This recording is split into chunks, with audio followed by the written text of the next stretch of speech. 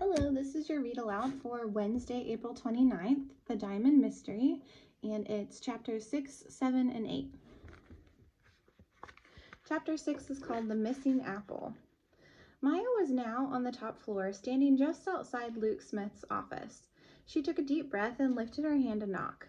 After finding a large knife on the second floor, she wondered what she might find on the third floor. Suddenly, the door opened, and Maya was confronted by Luke Smith dressed in a tracksuit. Maya gasped. "Sorry to surprise you," Luke said kindly. "I always go for a jog before lunch." He gestured to his sneakers and smiled. Through his binoculars, Jerry could see Maya's surprised expression. Then he saw Luke Smith leave the building through the front door.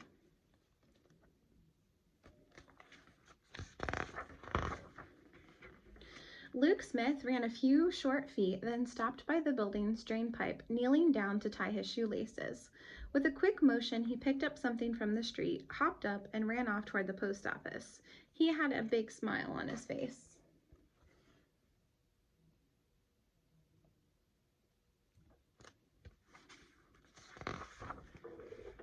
"That's a strange route for a jog," thought Jerry.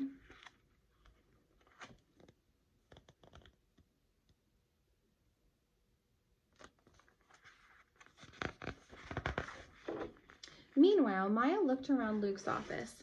It had the same layout as Danny Braveheart's office below. There was one workbench and two windows facing the street, one of which was open. Luke's tools were spread out along the workbench, and some of his clothes hung on the coat rack against the wall. Maya walked to the open window and waved to Jerry in the church tower. Jerry waved back. Maya moved around the room slowly, looking for something without knowing exactly what she was looking for. She picked up the tools, twisting and turning them to see how they worked. She checked the drawers in the desk. They were locked. "There's something missing," she thought. Then she realized the apple. Something told her that Luke's green apple was very important. She didn't know why, it was just a feeling she had. When she pictured Luke, she immediately saw the green apple right in front of her eyes. She looked everywhere but couldn't find the apple.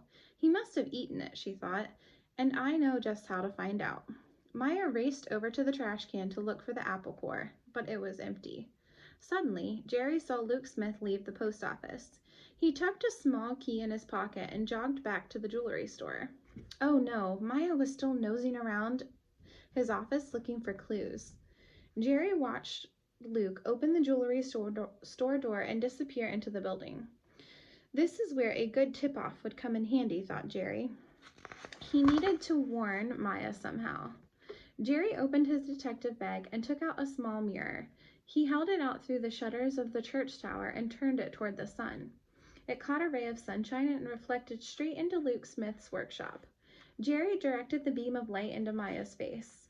At first, Maya was irritated and held her hands across her eyes. But then she understood that Jerry was trying to tell her something. She ran across the room to the cleaning supplies and pretended to work. Just in time. As soon as she picked up the bucket and squeegee, the door to the room opened. In walked a still smiling Luke Smith. "Hi there, junior worker," he said with a smile. "I've just finished the window," Maya said cheerfully and headed out the door. Phew, that was a little close for comfort. Jerry sighed over in the church tower.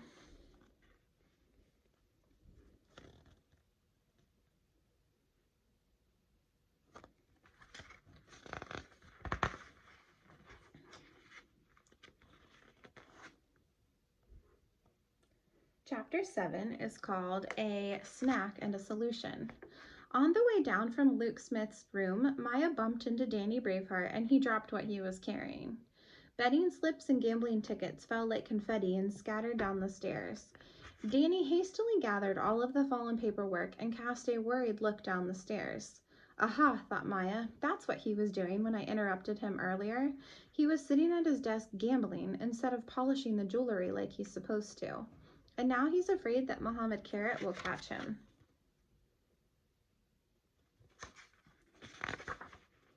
"Look where you're going, you clumsy fool," barked Danny Braveheart before disappearing into his room.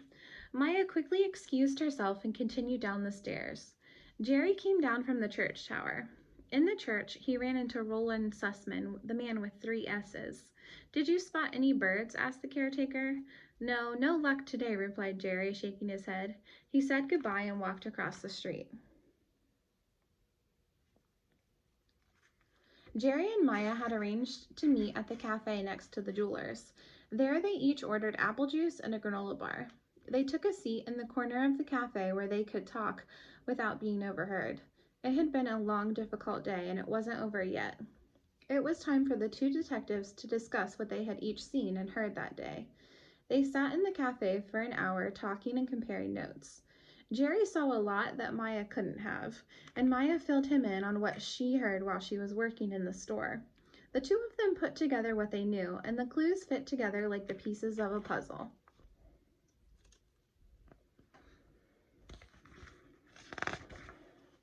The waitress was surprised when she checked on the 2 children. They had barely touched their food. After a while, Jerry and Maya nodded at each other with satisfaction and got up from the table. All of the pieces were in place, and they knew who the thief was. Jerry and Maya entered the jewelry store and walked toward Mohammed Carrot's office. They knocked, but nobody answered. Strange, where could he be? Carefully, Maya nudged the door. It wasn't locked, so Maya gently pushed it open. Inside, they found Mohammed Carrot lying on his back on the brown sofa. He wasn't moving. Was he dead? Jerry and Maya rushed over. Thankfully, he wasn't dead. He was still breathing. But he was lying completely still, staring blankly ahead. He must be in shock, thought Jerry. The 2 detectives saw tears running down Mr. Carrot's cheeks. They dripped to the floor, where his earlier tears had already begun to form a little puddle.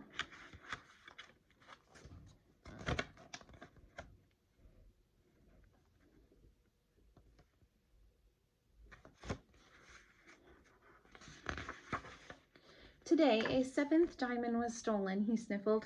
It's over. I will have to sell my beloved store.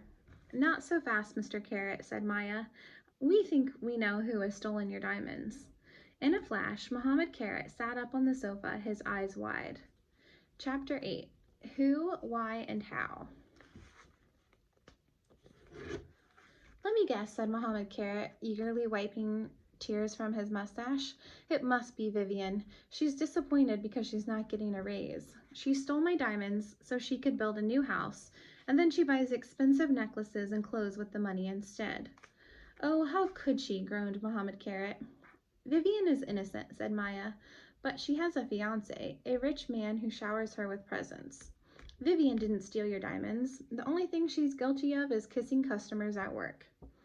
I know who it is, cried Mohammed Carrot, jumping up. It's Danny Braveheart, that crafty old fox. He's cheated me. Mohammed Carrot shook his clenched fist toward the floor above where Danny Braveheart worked. He stole my diamonds to ruin me, roared Mohammed Carrot. Once he has enough money, he'll buy back the store that his father once owned. Of course Danny Braveheart wants to get rich, agreed Jerry, but not by stealing your diamonds. He gambles on horse races.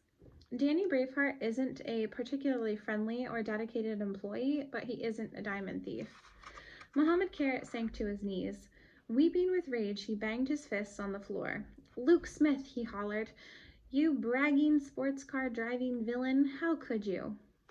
Mohammed Carrot fell silent. A wrinkle appeared on his sweaty forehead. Yes, how could he asked, and looked at Jerry and Maya. How on earth did he get the diamonds out of the store, and where is he hiding them? The main character in this story is actually an apple, said Maya. An apple that isn't there.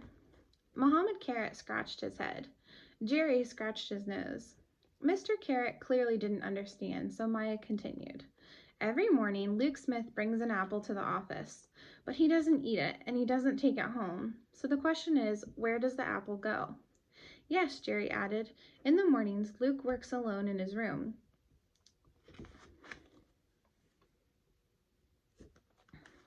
And that's when he takes the opportunity to press one of your diamonds into his green apple.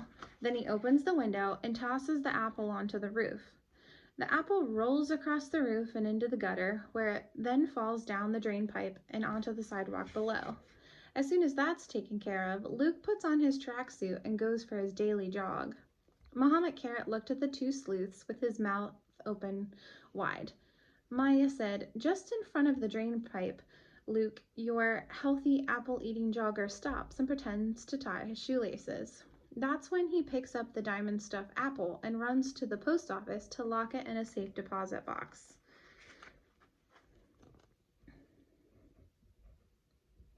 And then I'm going to read these numbers right here for you. 1, Luke throws the apple out the window.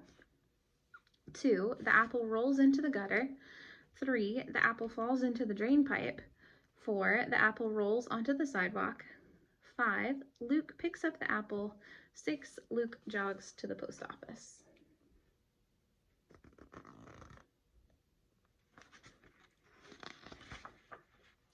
We think there will be 7 green or not so green apples in the safe deposit box, and you'll find the key in Luke Smith's tracksuit, concluded Maya. By golly, you've solved the case, cheered Muhammad Carrot as he jumped up in the air with joy. After he calmed down, he went to his safe and took out a thick stack of dollar bills.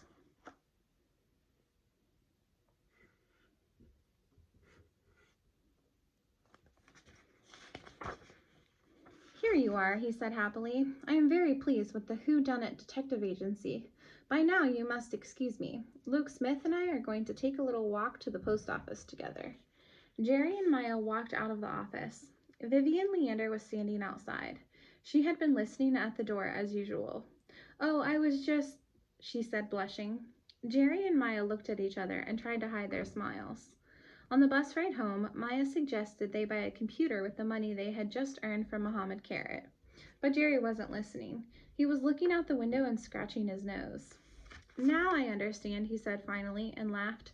"Danny Braveheart was talking about gambling on horses when he said, 'You only need 1 horsepower if you choose the right one.'" "Exactly," exclaimed Maya. "He was thinking about winning a racehorse, as usual." "A good detective leaves no questions unanswered," she said, and smiled admiringly at Jerry.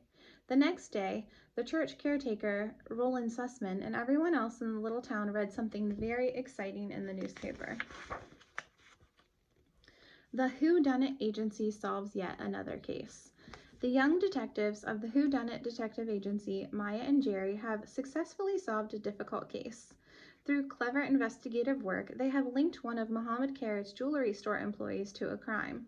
29-year-old Luke Smith has confessed to police that he had stolen 7 diamonds, each worth thousands of dollars.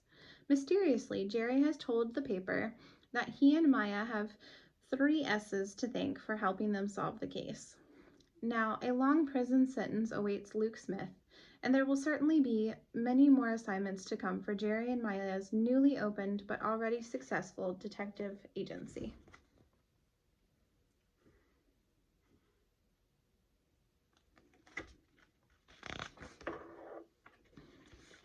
And then there is a little preview for another whodunit detective agency called The Hotel Mystery. But that was the end. That was the last chapter.